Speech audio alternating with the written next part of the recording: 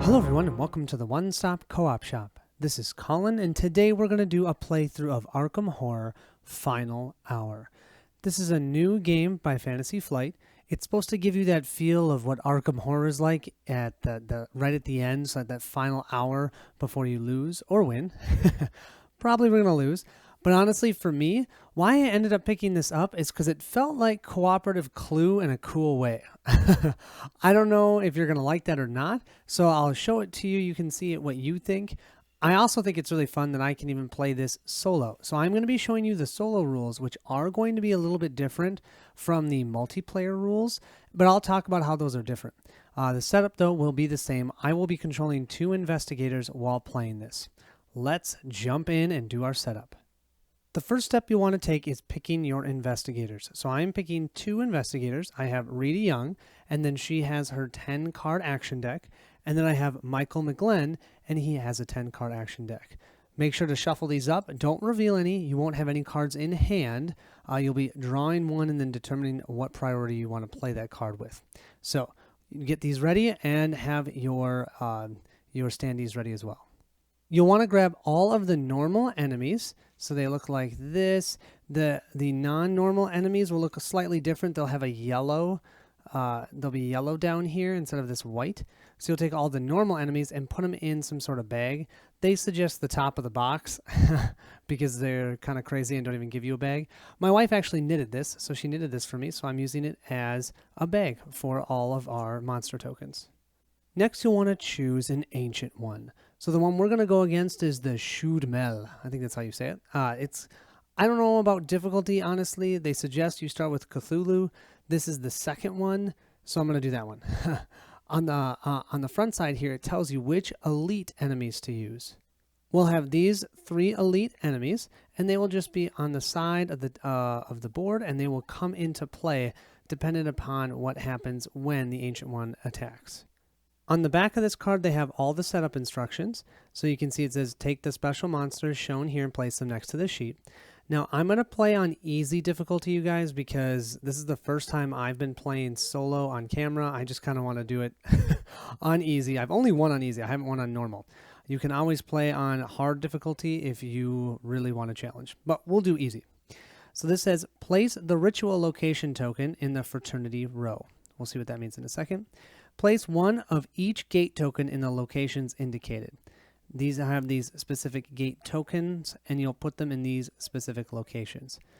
Then, on easy, spawn 2 monsters at each location except for the ritual location and gate locations. Fraternity row is at the top left-hand side of the board. We'll place this exclamation token because that means that's where the ritual has taken place. So we'll place that here, and then this area is ready. We are then going to place the 3 gate tokens on the board. You can see here, this is the administration. We're supposed to put this gate-looking token there. We have one all the way over here at the Dorothy Upman Hall. And lastly, we'll have one here at the Elder Faith Seminary. Now, we'll place and spawn 2 monsters at each location except for the ritual location and the gates locations. So now we have every location having 2 enemies except for the gate locations and the ritual location. The difference for normal is we would spawn one of these bad guys in each of the gate locations. I'll leave that off for now. Each investigator will start at the ritual location. So we'll place our tokens there, or our standees. We will be moving across all to these different locations, but we don't really have a spot on the board for them. You're just going to be kind of next to it. So just so you know, you don't have to have a spot open for yourself to move into those locations. You're just kind of in the building. We'll take the 9 remaining gate tokens, we'll flip them upside down, then we'll give them a good shuffle, and then we'll remove one of them from the game face down so we don't know what it is. We'll take the remainder and stack them on top of one another, and place them on the board like so. Each round, one of these will be revealed and new enemies will spawn at that gate depending on how many tokens are there. So as the game goes, you're going to get more and more enemies coming out.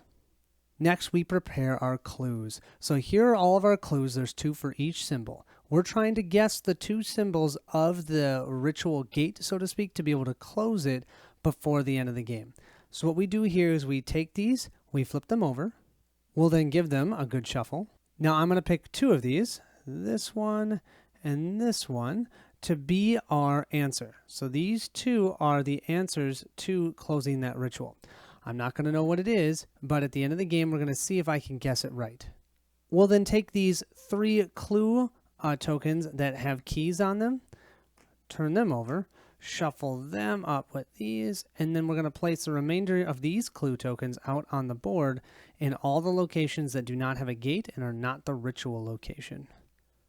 Just so you can see, our answer will be right here.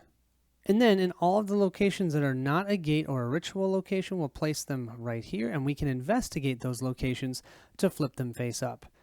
This means that each location will have one of 3 things, either a clue token, a gate, or the ritual token. You'll gather the remaining of the components. These are items, which we'll find if we reveal those key tokens. These are priority cards. Now, in a cooperative game, you'll go ahead and draw a hand of 4 of those. But in the solo game, you actually won't draw them. You'll draw them during the action phase, which I'll show you how that works.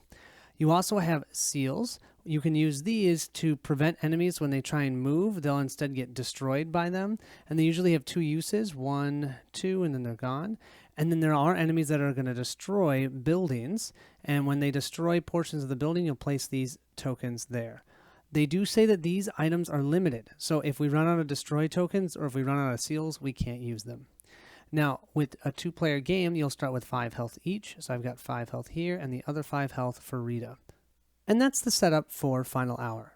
So with that, I think we are ready to jump in. I hope you guys are excited. This one definitely flew under the radar as to nobody really knew much about it. At the flight report at Fantasy Flight, they talked about it very briefly. Some people weren't exactly positive about it, but I honestly am enjoying it more than I enjoy other Arkham games. So that says something. Thank you all so much for watching. I will see you in the playthrough.